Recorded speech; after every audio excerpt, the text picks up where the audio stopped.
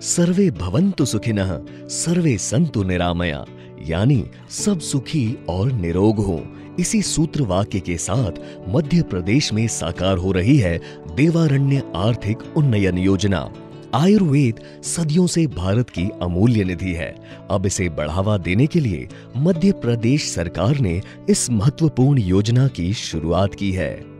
यशस्वी मुख्यमंत्री श्री शिवराज सिंह चौहान जी की दूरदर्शी और महत्वाकांक्षी योजना से न सिर्फ रोजगार के नए अवसर पैदा हो रहे हैं, बल्कि आदिवासी भाई अपनी जड़ों की तरफ भी लौट रहे हैं। इस जनजाति के पास जंगलों से मिलने वाली बेशकीमती जड़ी बूटियों का खजाना है। उनके इसी पारंपरिक ज्ञान और समझ को आगे बढ़ाने के लिए इन्हें औषधीय खेती के लिए प्रेरित किया जा रहा है। इससे इन्हें आमदनी के साथ साथ बेहतर स्वास्थ्य तो मिलेगा ही, वे स्वस्थ समाज बनाने में भी बड़ी भूमिका निभा सकेंगे। जनजाति बाहुल्य धार जिले में यह योजना जमीन पर साकार होती नजर आने लगी है। यहाँ बड़ी तादाद में आदिवासी किसान पहली बार औषधीय खेती की नई शुरुआत कर रहे हैं। धार जिले के 3 विकास खंडों बदनावर, सरदारपुर और तिरला में प्रारंभिक शुरुआत की गई है। यहाँ 301 एकड़ में 435 किसानों ने पहली बार औषधि खेती की शुरुआत की है। आदिवासी किसानों ने अपने खेतों में अश्वगंधा, अकरकरा, स्टीविया, कालमेघ, सफेद मूसली और सर्पगंधा जैसी फसलों की बुआई की गई है। धार जिले में आदिवासी अपने खेतों में सालों से ज्वार, मक्का, चना और गेहूं की पारंपरिक खेती करते आ रहे थे। पहली बार आदिवासी किसानों ने इस खेती से हटकर उद्यानिकी विभाग की समझाइश पर औषधीय खेती के फायदे और तरीके सीखे। इन्हीं में से एक नाहरगढ़ के किसान चैन सिंह मुनिया ने अपनी 10 बीघा जमीन में से 1.5 बीघा में अश्वगंधा की खेती करने का फैसला लिया। इस नई फसल के बारे में उद्यानिकी विभाग से जुड़े अधिकारी और विशेषज्ञों की टीम चैन सिंह को समय समय पर पूरा मार्गदर्शन देते हैं। नई खेती को लेकर चैन सिंह खासे उत्साहित हैं। तो अश्वगंधा मैंने लाके लगाया तो मेरे साथ और भी लोग जुड़ने लग गए, लगाने वाले और मार्केटिंग वाले भी आने लग गए हैं। तो बोले कि आपको बीज बेचने के लिए कहीं भी मंडी जाने की ज़रूरत नहीं है, यहीं पे व्यवस्था हो जाएगी।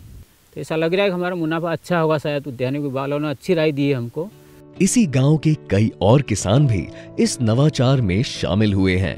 विक्रम मुनिया के पास 1 हेक्टेयर जमीन है। इसमें से 1 बीघा में वे अश्वगंधा की खेती कर रहे हैं। इससे विक्रम को बहुत उम्मीदें हैं। और जो सरकार हमको बता रही है, जो अधिकारी आके हमको बता रहे हैं, इस चीज़ का नॉलेज दे रहे, तो हम ये बड़े उत्सुक के साथ करना चाहते हैं। सर, सरदारपुर विकास खंड के तिरला गांव के रहने वाले तोल सिंह स्टीविया और सर्पगंधा की खेती कर रहे हैं। तोल सिंह के पास 7 बीघा जमीन है और उन्होंने पूरी जमीन पर औषधीय खेती लगाई है। उन्हें इस बात की खुशी है कि अब वे पेट पालने के लिए ही नहीं, बल्कि अपने खेतों में उगी फसल से किसी की जान बचाने का काम भी कर पाएंगे। पहले अनाज उगाते थे सर, अब सर ये औषधि पौधे लगा रहे हैं, उसमें लोगों की सेहत बनेगी, लोगों को अच्छे होंगे तो अपने को खुशी मिलेगी सर। इसमें दवाई गोली अच्छी बनेगी। धार जिले में उद्यानिकी विभाग के अथक परिश्रम से आदिवासियों को इससे होने वाले मुनाफे और इसका मोल समझ में आ गया है। सरदारपुर के तिरला गांव में तो औषधीय खेती करने की मानो होड़ सी लग गई है।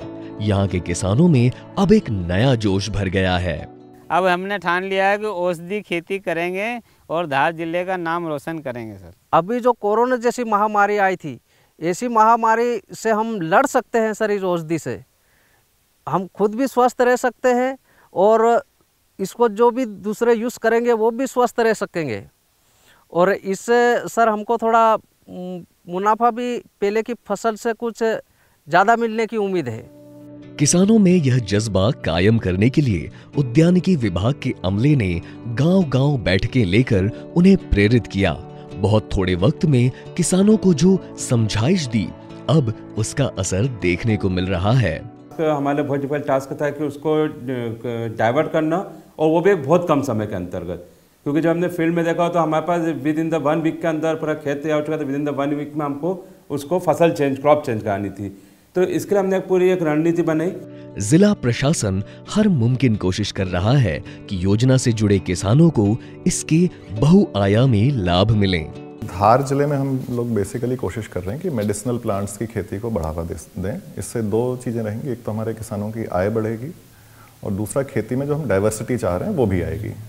अब हम लोग किसानों के क्लस्टर बना के चाह रहे हैं कि वो उनकी मार्केट लिंकेजेस बेहतर रहें और पीथमपुर में भी काफ़ी फैक्ट्रियाँ हैं या नीमच में हमारी मंडी है, या इस तरह से किसानों को मार्केट लिंकेज बेहतर हम प्रोवाइड कराना चाह रहे हैं। राज्य योजना एवं नीति आयोग इस योजना को तैयार कर मूर्त रूप दे रहा है। मुख्यमंत्री जी खुद इसकी मॉनिटरिंग कर रहे हैं। आयोग की कोशिश है कि इन किसानों को सीधे बाजार से जोड़ा जाए ताकि ज्यादा से ज्यादा फायदा मिल सके। ये योजना यूनिक है, इसलिए यूनिक है क्योंकि ये अपने बनने के चरण में ही ये प्रयोग में है। हर जिले में इसके बारे में प्रयोग किया जा रहा है और अंतिम रूप से ये अपने प्रयोगों से परिपक्व होकर की योजना जब फील्ड में वापस आएगी तो मुझे लगता है कि इस योजना का लाभ निश्चय रूप से आदिवासियों को पहुंचेगा। यकीनन इस योजना से किसानों की आय में इजाफा होगा। खेती में नवाचार के साथ निरोग मध्य प्रदेश की संकल्पना भी साकार होगी। यकीनन इस शुरुआत का कल बेहतर होगा। आदिवासी किसानों के लिए यह योजना उनके सुनहरे भविष्य को गढ़ने वाली साबित होगी।